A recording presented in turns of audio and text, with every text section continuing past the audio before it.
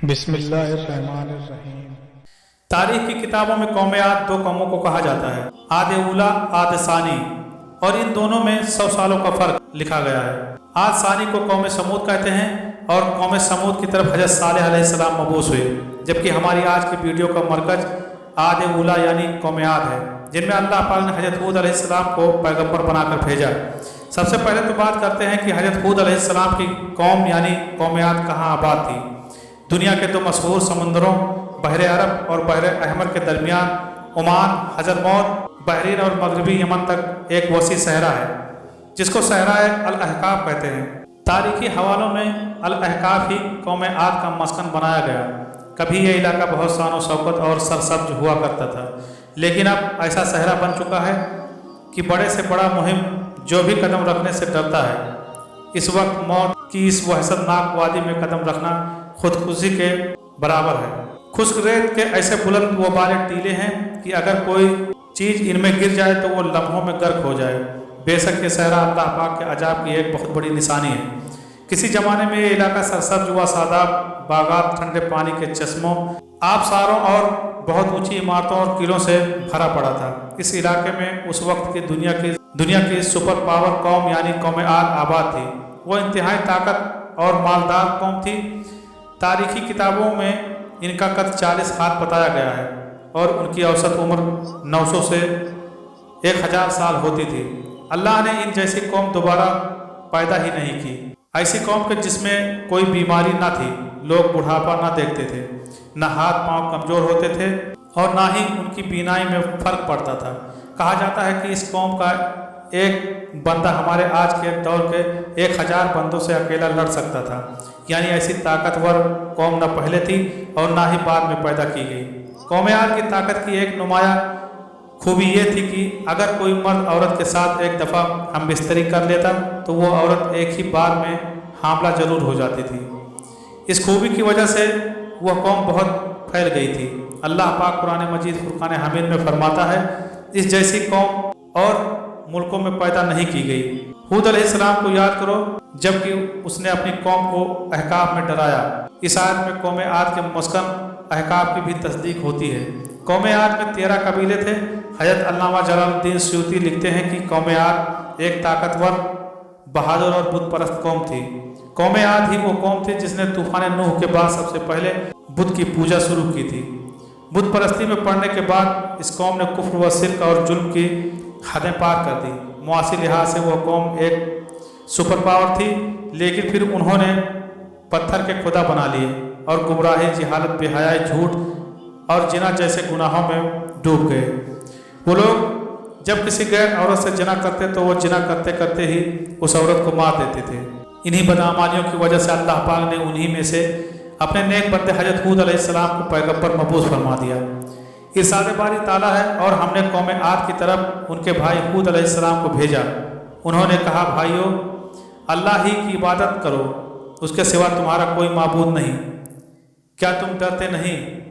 तो उनकी कौम के सरदार जो काफिर थे कहने लगे, तुम हमें कमाकल नजर आते हो और हम तुम्हें झूठा ख्याल करते हैं।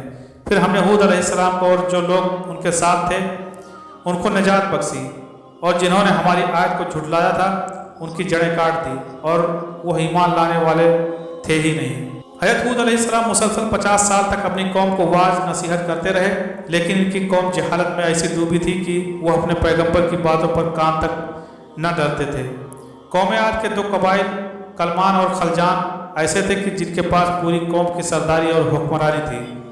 जब हज़रत हूद अलैहिस्सलाम मबूस हुए तो कलमान कबीले ने आपकी मुखालफत की, लेकिन कबीले खलजान हज़रत हूद अलैहिस्सलाम की दावत हक पर लब्बैक कहते हुए ईमान ले आए, और उस तरह हज़रत हूद अलैहिस्सलाम की ताकत में इजाफा हो गया, और लोग जो आपकी जान के दुश्मन बने हुए थे वो सब खलजान की वजह से हज़रत हूद अलैहिस्सलाम से दूर हो गए। इस कबीले के अलावा कोई भी हज़रत हूद अलैहिस्सलाम पर ईमान ना लाया, बल्कि वो सब कौम हज़रत हूद अलैहिस्सलाम को झूठा कहकर पुकारते थे, जिसे कुरान करीम ने यूँ बयान किया, नबी अलैहिस्सलाम ने दुआ की, ऐ परवरदिगार, उन्होंने मुझे झूठा कहा है, पर तू मेरी मदद फरमा। अल्लाह ने अपने नबी अलैहिस्सलाम की फरियाद के जवाब में फरमाया, ऐ नबी अलैहिस्सलाम, ये बहुत जल्द अपने किए पर पछताएंगे। اللہ ताला ने नबी अलैहिस्सलाम की दुआ कबूल फरमाई और कौम आद पर अजाब की इब्तिदा हो गई। बादलों के फरिश्ते को हुक्म दिया कि अब बारिश ना बरसाई जाए। चश्मों के फरिश्तों को हुक्म दिया कि इनके ठंडे मीठे और शफाफ पानी लबरेज चश्मे और शारों को खुश कर दो। चुनांचे देखते ही देखते उनके सरसब्ज सादाब खेत व खलिहान सूखने लगे और मवेशी मरने लगे, यहाँ तक कि लोग पीने के पानी तक को तरसने लगे। कसीर तादाद में पैदा होने वाले फल और अनाज ना पैदा हो गए। पूरी कौम खुश्क साली का शिकार होकर बदहाल और परेशान हो गई। ये सिलसिला मुसलसल 3 साल तक जारी रहा। हज़रत हूद अलैहिस्सलाम से अपनी कौम की ये परेशानी देखी ना जाती थी। आप अलैहिस्सलाम बहुत अफसरदा और परेशान रहते और फिर एक दिन उन्होंने अपनी कौम से फरमाया, ऐ मेरी कौम के लोगों, तुम अपने पालने वाले से बख्शिश मांगो, इसके आगे तौबा इस्तगफार करो, वो तुम पर आसमान से मूसलाधार बारिश बरसाएगा और तुम्हारी ताकत व कुव्वत में इजाफा फरमाएगा। और देखो, गुनहगार बनकर रोगिरदानी ना करो। हज़रत हूद से भी इनकी कौम कहने लगी, ऐ हूद अलैहिस्सलाम, तुम हमारे पास कोई दलील तो लाए नहीं और हम सिर्फ तुम्हारे कहने से ना अपने माबूदों को छोड़ने वाले हैं और ना तुम पर ईमान लाने वाले हैं, बल्कि हम तो ये समझते हैं कि हमारे किसी माबूद ने तुम्हें आसेब जुदा दीवाना कर दिया है। अजाब इलाही की इब्तिदाई मराहल ही में खुश्क साली ने कौम आद की हालत बदतर कर दी। चुनांचे उनके सरदारों और दानिशवरों ने इससे निजात पाने के लिए मुख्तलिफ तदबीर गौर गोश शुरू कर दिया। दोस्तों, काबिल जिक्र बात यह है कि पहले वाली कौमों में मशहूर था कि जब भी कोई मुश्किल किसी भी कौम पर आती थी तो वो बैतुल्लाह शरीफ का ही रुख करते थे, जिससे उन पर से वबाओं का खात्मा हो जाता। कौम आद के बुजुर्गों ने भी फैसला किया कि बैतुल्लाह जाया जाए।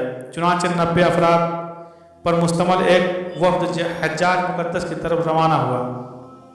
मक्का मुकरमा में उस वक्त कौम अमालका की हुकूमत थी और इनका सरदार जरार बिन तारिक था। कहा जाता है कि जरार बिन तारिक की बीवी कौम आद में से थी, इसलिए जैसे ही कौम आद का वफ्द मक्का शरीफ पहुंचा तो जरार और उसकी बीवी ने उनकी बहुत खिदमत की और शराब और शबाब की महफिल का इनकार किया।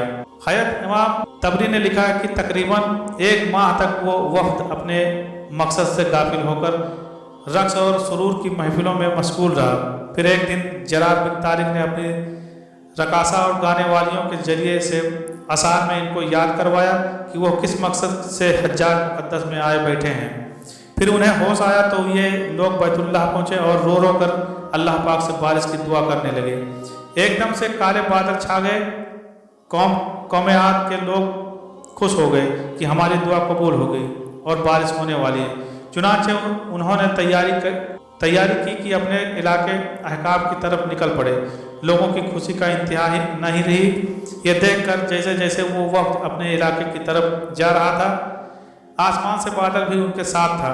हज़रत हूद अलैहिस्सलाम ने जब काले बादल देखे तो वो समझ गए कि अल्लाह का वादा पूरा होने का वक्त आ गया और अब ये लोग अजाब में मुब्तला होंगे। लिहाजा उन्होंने एक बार, बल्कि दरअसल ये अब वो अजाब है जिसकी तुम जल्दी कर रहे थे।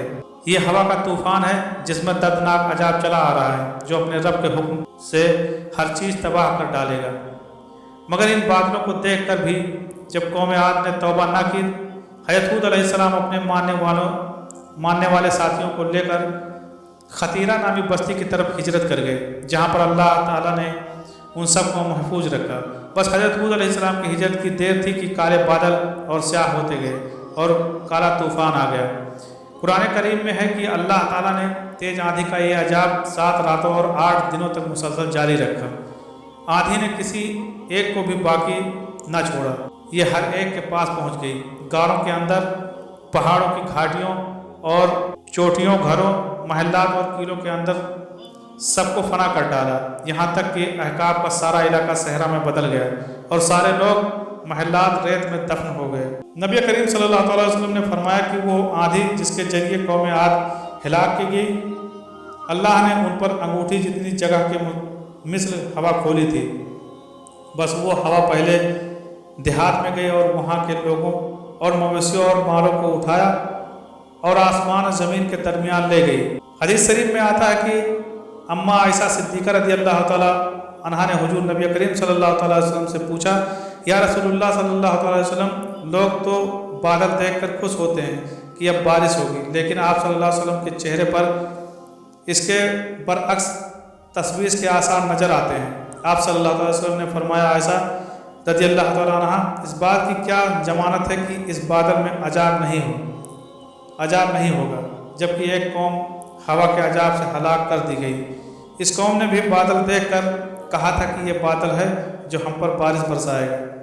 इसलिए जब भी बादल देखें तो ये दुआ करें कि ऐ अल्लाह पाक, मैं इस बादल में छिपे खैर का तालिब हूँ और जो सर इसमें मौजूद है मैं इससे तेरी पनाह मांगता हूँ। अल्लाह पाक से दुआ है कि वो हम पर अपना करम और फजल फरमाकर हमें अपने बुरगज़ीदा बंदों में शामिल फरमा दे। आमीन या रब्बुल आलमीन।